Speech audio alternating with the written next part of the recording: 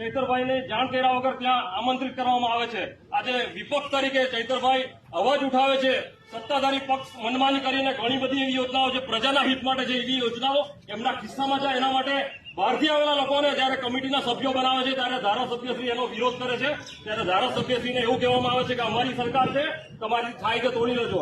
અને આ બાબતમાં થોડું બોલાચાલી થાય છે, જેના માટે ધારાસભ્ય શ્રી ચૈતરભાઈ વસાવા પોલીસ સ્ટેશનમાં એમના વિરુદ્ધમાં ફરિયાદ આપવા જાય છે।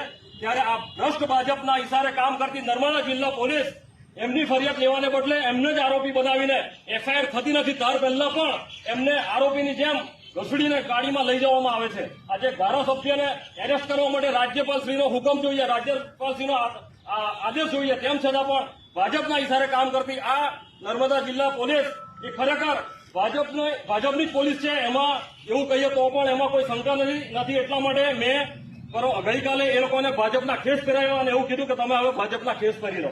આથી આજે આપણે સૌ સમાજના લોકો અહીંયા એકત્રિત થયા છે। આવનાર દિવસોમાં અન્યાય સામે લડત લડવાની છે, અત્યારથી તૈયાર થઈ જવાનું છે। જ્યારે જ્યારે પણ અન્યાય થશે અમે કોઈના બાપથી ડરવાવાળા નથી, અમે આદિવાસી છીએ। સમગ્ર આદિવાસી સમાજના લોકોને આહવાન કરું છું, ચૈતરભાઈ જેવા નેતા આપણને બિરસા દાદાના રૂપમાં મળ્યા છે, આપણે એમને મજબૂત કરવાની જરૂર છે। આજે એક ચૈતરભાઈને તમે જેલમાં પૂરશો, બીજા લાખો ચૈતરભાઈ